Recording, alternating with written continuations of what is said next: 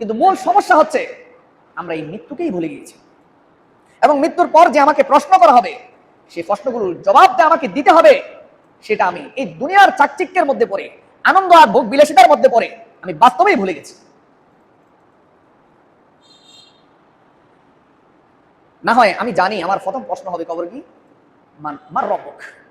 আল্লাহ রাসূল সাল্লাল্লাহু আলাইহি সাল্লাম বলেন, আবু দাউদ শরীফে আছে, জামিউস সগীরা আছে, এবং মুসনাদ আহমদে এই হাদিসটা আছে, যখন কোনো ব্যক্তিকে কবর রাখা হবে তখন সাআলাল মালাইকা, ফেরেশতারা প্রশ্ন করবে আল মাউতা, মৃত ব্যক্তিকে,